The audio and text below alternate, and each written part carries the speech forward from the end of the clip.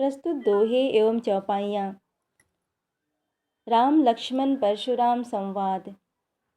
तुलसीदास द्वारा रचित रामचरितमानस के बालकांड से लिए गए हैं। यह घटना उस समय की है जब सीता स्वयंवर में श्री राम शिव धनुष तोड़ देते हैं, और यह बात जैसे ही शिव भक्त परशुराम को पता चलती है, वो क्रोध में सभा में आ जाते हैं और अपना क्रोध प्रकट करते हुए कहते हैं कि किसने इस शिव धनुष को तोड़ा है। इसी बीच राम, लक्ष्मण और परशुराम तीनों के बीच संवाद होते हैं।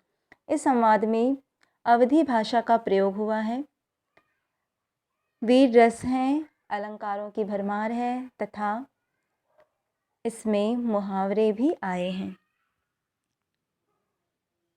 परशुराम के क्रोध प्रकट करने पर श्री राम अत्यंत विनयपूर्वक कहते हैं, नाथ शंभु धनु भंजन हीरा, होहि केव एक दास तुम्हारा, आयसु का कही किन मोही, सुनी रिसाए बोले मुनि कोही। इन पंक्तियों में श्री राम परशुराम जी से कहते हैं, हे नाथ, जिसने भी शिव धनुष को तोड़ा है वह आपका कोई दास ही होगा। मुझे आज्ञा दें, मुझे आदेश दें और मुझसे कहें जो कुछ कहना है। सुनी रिसाए बोले मुनि कोही, सेवक सो जो करे सेवकाई, अरि करनी करी करिय लड़ाई। मुनि अत्यंत क्रोधित स्वर में कहते हैं कि सेवक तो वो होता है जो सेवकाई करे, पर जिसने ये धनुष तोड़ा है वह तो लड़ाई करने योग्य है। उसने मुझे युद्ध करने के लिए ललकारा है। सुनहु राम जिहि शिव धनु तोरा, सहस बाहु सम सो रिपु मोरा, सो बिलगाओ बिहाई समाजा, ना तो हमारे जहीं सब राजा। सुनो राम, जिसने भी ये शिव धनुष तोड़ा है वह मेरे सहस बाहु शत्रु के समान है। सहस बाहु परशुराम का एक बहुत बड़ा शत्रु था जिसे परशुराम ने वध कर दिया था, इसलिए वो कहते हैं कि वह मेरा सहस बाहु के समान ही शत्रु है। इसलिए वो खुद ही अपने आप को इस सभा में सारे लोगों से अलग कर दे, नहीं तो यहाँ बैठे सारे राजा मारे जाएंगे। सुनी मुनि वचन लखन मुस्काने, बोले परशु धरि अवमाने। उनके वचन को सुनकर लक्ष्मण मुस्कुराते हैं और परशुधारी परशुराम का अपमान करते हुए कहते हैं, बहु धनु ही तोरी लड़काई, कबहु न असी रिस कोन्ही गुसाई। यही धनु पर ममता के ही हेतु, सुनु रिसाई कह भृगुल केतु। वे कहते हैं कि हमने तो बचपन में, लड़काई अर्थात बचपन, हमने तो बचपन में ऐसे कई धनुष तोड़ दिए, पर कभी कोई मुनि हम पर क्रोध प्रकट करने नहीं आए। इस धनुष पर ही इतनी ममता क्यों। सुनी रिसाई का भृगुल को केतु। यह सुनकर भृगु मुनि के पुत्र परशुराम क्रोध प्रकट करते हैं और कहते हैं, रे निर्बालक काल बस बोलत ही न संभार। रे राजकुमार, तू काल बस ही ऐसा बोल रहा है, तुम्हारी मृत्यु नज़दीक है इसलिए तुम ऐसा बोल रहे हो। क्या तुम्हें ये इस धनुष और सामान्य धनुष में अंतर समझ नहीं आता? दोनों सारे धनुष क्या इस शिव धनुष के समान ही हैं? आगे वो कहते हैं, लखन कहा हंसी हमरे जाना, सुनहु देव सब धनुष समाना, का क्षति लाभु जनु धनु तोरा, देखा राम नयन के भोरे। कहते हैं लक्ष्मण हंस कर कहते हैं कि सुनहु देव सब धनुष समाना। सुनहु देव, हमारे लिए तो सभी धनुष एक समान हैं। अब इस धनुष से क्या लाभ क्या हानि, ये तोड़ने से क्या लाभ क्या हानि, ये हम नहीं जानते। उन लक्ष्मण के ऐसा कहने पर राम उन्हें तिरछी नज़रों से निहारते हैं। आगे लक्ष्मण कहते हैं, छुअत टूट रघुपति न दोषु, मुनि बिनु काज करिय कत रोसु। अब इस धनुष को, पुराने धनुष को छूने से ही अगर यह टूट गया तो इसमें श्री राम का क्या दोष। मुनि, आप बिना कारण ही गुस्सा कर रहे हैं, क्रोध प्रकट कर रहे हैं। बोले चिते परशु की ओरा, रे सट सुनई स्वभाव न मोरा। परशुराम को बहुत क्रोध आ जाता है और वो परशु अर्थात अपना फरसा या हथौड़ी उसे दिखाते हैं और बहुत ही क्रोध प्रकट करते हैं। रे मूर्ख, तुम मेरा स्वभाव नहीं जानते, बालकु बोली बंधो नहीं तो ही। मैं तुम्हें बालक जानकर ही तुम्हारा वध नहीं कर रहा, केवल मुनिजड़ जान ही मोही। तुम मुझे सिर्फ मुनि ही जान रहे हो, तुम मेरे बारे में, मेरे स्वभाव के बारे में नहीं जानते, तुम मुझे केवल मुनि जान रहे हो। और मैंने तुम्हारा वध अभी तक इसलिए नहीं किया क्योंकि तुम बालक हो। बाल ब्रह्मचारी अति कोही, विश्व विदित क्षत्रिय कुल द्रोही। भुजबल भूमि भूप बिनु किन्ही, विपुल बार मही देव दिन्ही। बाल ब्रह्मचारी अति कोही, मैं बाल ब्रह्मचारी हूँ, विश्व विदित क्षत्रिय कुल द्रोही। और विश्व में यह विदित है, सब लोग ये जानते हैं विश्व में कि मैं क्षत्रिय कुल का शत्रु हूँ और मैंने अपने भुजबल से कई बार क्षत्रियों का नाश किया है, भूमि से उनका नाश कर दिया। विपुल बार मही देव दिन्ही, और मुझे बहुत बार शिव का भी वरदान प्राप्त है। सहस बाहुबत छेद निहारा, परसु बिलोकु मोहि पुकुमारा। मैंने इस सहस बाहु से ही, अपना परसु दिखाते हुए कहते हैं कि इसी से मैंने सहस बाहुभुज शत्रु का भी वध किया था। मातु पिते ही जनि सोच बस, करसी महिष किशोर। गर्भन के अर्भक दलन, परसु मोर अति घोर। वे कहते हैं तुम अपने माता पिता को सोचने के लिए विवश कर रहे हो, अर्थात तुम्हारा वध हो जाएगा, मैं तुम्हें मार दूंगा। तुम अपने माता पिता को चिंता में डाल रहे हो। मेरे परसु के शोर से गर्भ में रहने वाला शिशु भी मृत्यु को प्राप्त होता है। आगे कहते हैं विहसी लखनु बोले मृदुबानी, अहो मुनिस महाभट्ट मानी। पुनि पुनि मोहि दिखाओ कुठारा, चहत उड़ावन फूंकी पहाड़ो। लक्ष्मण मुस्कुराते हैं और मुनि की मूर्खता पर या उन्हें मूर्ख समझकर हंसते हैं और कहते हैं कि आप मुझे बार बार यह मूर्ख समझकर मुझे बार बार इस कुल्हाड़ी या इस फरसा को दिखाते हैं। आप फूंक कर ही पहाड़ को उड़ा देना चाहते हैं। यहाँ कुंभड़ बतिया कोई नहीं, जो तर्जनी देखी मरी जाहीं।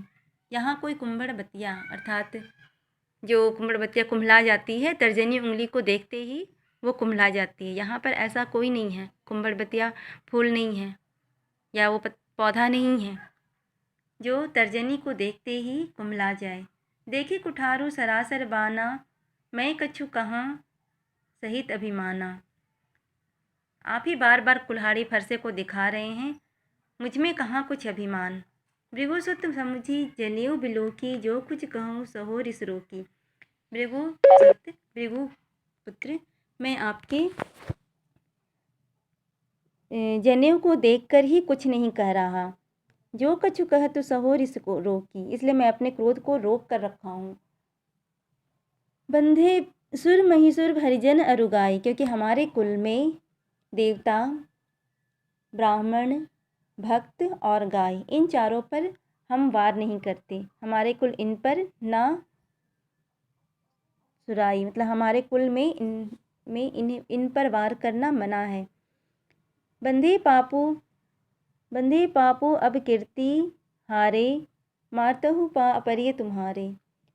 आपको मारने से हमें पाप ही मिलेगा, अपयश होगा, पाप मिलेगा हमें। और मारने से अच्छा है कि हम आपके चरण ही पकड़ते हैं। कोटि कुलिसम वचन तुम्हारा, व्यर्थ धरहूँ धनु बाण कुठारा। आपके तो वचन ही वज्र के समान है, शस्त्र के समान है। आप बेकार ही इस फरसा को, इस कुल्हाड़ी जैसे शस्त्र को पकड़ते हैं। जो बिलो की अनुचित कहूँ, क्षमो महामुनि धीर। सुनी सरो भृगुमनि बोले गिरा गंभीर। लक्ष्मण के इस तरह के वचन सुनकर विश्वामित्र भृगुमुनि से क्षमा मांगते और कहते हैं कि इससे बालक समझकर इसे क्षमा करें।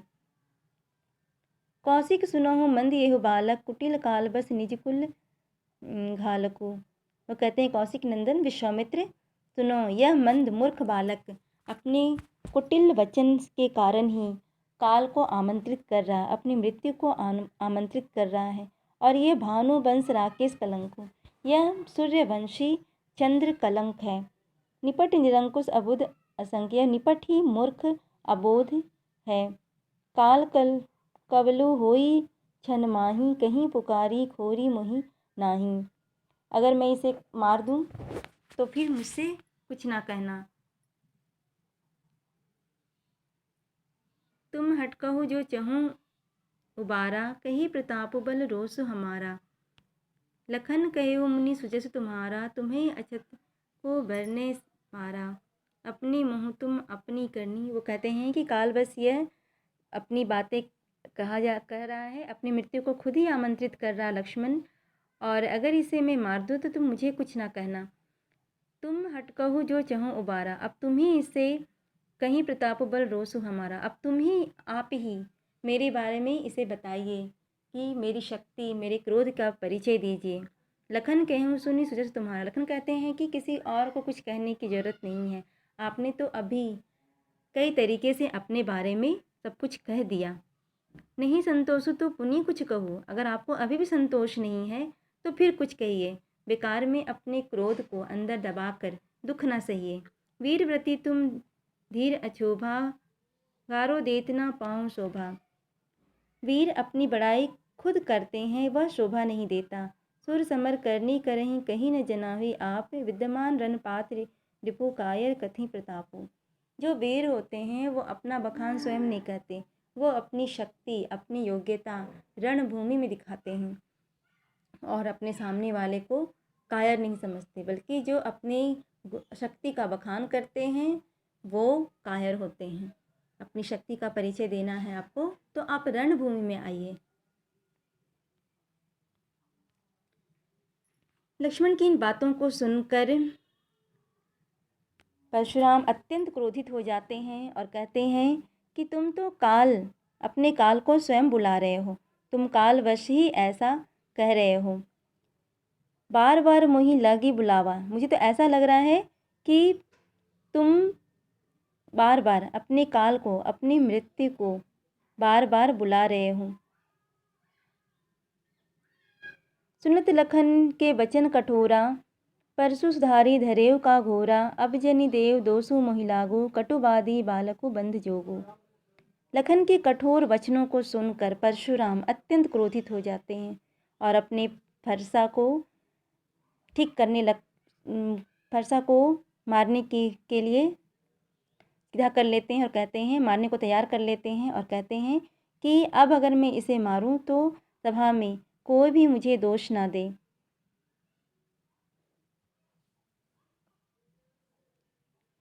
अब जनि देव दोसु मोहि लागो, कटुबादु बालको बधजोगु। बाल बिलो की बहुत मैं बाँचा, अब येहू नर निहार न साँचा। बालक समझकर मैं इसे अब तक छोड़ दे रहा था, लेकिन अब यह मेरे हाथों मारा जाएगा। अब यह मेरे हाथ में, और अपने फरसे को हाथ में लेकर बोलते हैं कि इस बालक के वध के लिए संसार मुझे दोष न दे, क्योंकि इसने खुद अपने कटु वचन के कारण अपनी मौत को आमंत्रित किया है। मैंने इसे बालक समझकर कई बार छोड़ा, लेकिन अब यह मरने का कार्य खुद कर रहा है। इसके बाद कौशिक कहा, क्षमेयु अपराधो बाल दोष गुण गने ही न साधु। विश्वामित्र कहते हैं कि ऋषि इसे क्षमा करें, क्योंकि बाल दोष को साधु नहीं देखते। बालकों से अगर कोई गलती हो जाए तो साधु उन्हें माफ़ कर देते हैं। खर कुठार में अकुरन को ही, आगे अपराधी गुरु द्रोही। आगे वो कहते हैं कि विश्वामित्र के ऐसा कहने पर इसलिए वो कहते हैं कि इसलिए लक्ष्मण को भी क्षमा कर दी। यह सुनकर परशुराम जी विश्वामित्र से कहते हैं कि तुम जानते हो कि मैं कितना कठोर एवं निर्दयी हूँ, मुझमें क्रोध कितना भरा हुआ है। आगे वो कहते हैं कि खर कुठार में अकुरन को ही, आगे अपराधी गुरु द्रोही। यह मेरे गुरु का अपमान किए जा रहा है, मेरे सामने यह मेरे गुरु का अपमान किए जा रहा है। मेरे हाथों में फरसा होने के बावजूद भी मैंने अभी तक इसका वध नहीं किया। अगर यह जीवित खड़ा है तो सिर्फ तुम्हारे प्रेम और सद्भाव के लिए। वो कहते हैं, उत्तर दे छोड़ी बिनु मारे, केवल कौशिक सील तुम्हारे। मैंने इसे अभी तक इसलिए छोड़ दिया है क्योंकि तुम्हारे सील के कारण, तुम्हारे स्वभाव के कारण ही। उतर देत छोड़ी बिनु मारे, केवल कौशिक सील तुम्हारे। न त यही काटी कुठार कठोरे, गुरही उरिन होते हूँ श्रम धारे। आगे वो कहते हैं कि आपके फर से बिना किसी अगर ये जीवित खड़ा है तो सिर्फ तुम्हारे प्रेम और सद्भाव के लिए, नहीं तो अभी तक मैं अपने फरसे से बिना किसी परिश्रम के इसे काट कर इसका वध कर देता और अपनी गुरु दक्षिणा चुका देता। गाधी सुनु कह हृदय हसी मुनहि हरिये हरि सूझ, अमेय छोड़ ना उखमय उजड़ू ना बुझ अबूझ। यह सुनकर विश्वामित्र जी मन ही मन हंसने लगते हैं और सोचते हैं कि परशुराम जी ने सभी क्षत्रियों को हराया है तो राम लक्ष्मण को भी साधारण क्षत्रिय मान रहे हैं। उन्हें जैसे कि सावन में सब कुछ हरा हरा ही दिखता है, वैसे इन्हें भी सब हरा दिख रहा है, अर्थात सभी क्षत्रिय इन्हें एक समान ही दिखते हैं, सोच रहे हैं। परंतु इन्हें इस बात का ज्ञान नहीं कि उनके समक्ष कोई गन्ने के रस के बना गुड़ नहीं, बल्कि यह लोहे के फौलाद हैं। अमेय खाड़ना अखमय उजहू न बूझ अबूझ, अर्थात ये गन्ने के रस से बने गुड़ नहीं हैं, बल्कि लोहे के फौलाद से बने तेज तलवार हैं। अर्थात राम एवं लक्ष्मण को वे साधारण क्षत्रिय समझने की भूल कर रहे हैं, जबकि दोनों बहुत ही शूरवीर हैं। कहो लखन मुनि सील तुम्हारा, को नहीं जान विदित संसारा। मात पिता ही उरिन भय नीके, गुरु रीन रहा सोच बड़ जी के। सो जनु हमरे ही माथे काढ़ा, दिन चले गए ब्याज बड़ बाढ़ा। अब अग्निय व्यवहार्य बोली, तुरंत देहूँ में थैली खोली। लक्ष्मण परशुराम जी से कहते हैं कि हे मुनिवर, आपके शील स्वभाव में पूरा संसार भली भांति परिचित है। आप अपने माता पिता के कर्ज से तो पूरी तरह मुक्त हो चुके हैं, परंतु अभी तक आपने अपने गुरु ऋण बाकी बचा हुआ है आप में, जिसे आप जल्द से जल्द उतारना चाहते हैं, और इसी कारण आप मेरा वध करने पर तुले हैं। यह ठीक भी है, क्योंकि बहुत दिन हो चुके हैं। अब तक तो आपके ऊपर गुरु ऋण बहुत ब्याज बढ़ गया होगा। किसी हिसाब किताब वाले को बुला लीजिए, मैं देर किए बिना अपनी थैली खोलकर सारी धन राशि चुका दूंगा। लक्ष्मण के इतना सुनी कटु वचन कुठार सुधारा, हाय हाय सब सभा पुकारा। लक्ष्मण के इस तरह से कूटनीति कटु वचन सुनकर भृगुबर परसु देखा बहु मोही, विप्र विचारी बचो नृपद्रोही। मिले न कबहू सुभट रन गाढ़े, द्विज देवता धरी के बाढ़े। अनुचित कही सब लोग पुकारे, रघुपति सह नहीं लखनु निवारे। लक्ष्मण के ये कठोर वचन सुनकर परशुराम अपने क्रोध की आग में जलने लगते हैं और अपने फरसे को पकड़कर आक्रमण की मुद्रा में आ जाते हैं, जिसे देखकर दरबार में उपस्थित सारे लोग हाय हाय करने लगते हैं। भृगुबर पासों देखा बहु मोही, विप्र विचारी बचो नृपद्रोही। और मैं आपको ब्राह्मण समझकर आपसे युद्ध नहीं करना चाहता। यह देखकर लक्ष्मण परशुराम से कहते हैं कि आप मुझे अपना फरसा दिखाकर भयभीत करना चाहते हैं, और मैं आपको ब्राह्मण समझकर आपसे युद्ध नहीं करना चाहता। ऐसा प्रतीत होता है कि आपका अभी तक युद्ध भूमि से किसी पराक्रमी से पाला नहीं पड़ा। मिले न कभू सुभट रन गाढ़े, ऐसा लगता है कि आपको अभी तक रण में कोई वीर मिला ही नहीं। द्विज देवता धरे ही के बाढ़े, इसलिए आप अपने आप को बहुत शूरवीर समझ रहे हैं। यह बात सुनकर दरबार में उपस्थित सारे लोग अनुचित अनुचित कहकर पुकारने लगते हैं। लोग कहते हैं अनुचित कही सबू लोग पुकारे, सभी कहते हैं ये अनुचित है। रघुपति धरे ही के बाढ़े, रघुपति सह नहीं लखनु न मारे। और श्री राम अपनी आँखों के इशारे से लक्ष्मण जी को चुप होने का इशारा करते हैं। लखन उतर आहुति सरसी, भृगु वर कोप किसानु। बढ़त देखी जल सम बचन बोले, रघुकुल भानु। इस प्रकार लक्ष्मण द्वारा कहा गया प्रत्येक वचन आग में घी की आहुति के समान था। परशुराम जी को अत्यंत क्रोधित होते देखकर श्री राम ने अपने शीतल वचनों से उनकी क्रोधाग्नि को शांत किया। इस प्रकार परशुराम शांत हुए और राम लक्ष्मण परशुराम संवाद समाप्त हुए। धन्यवाद।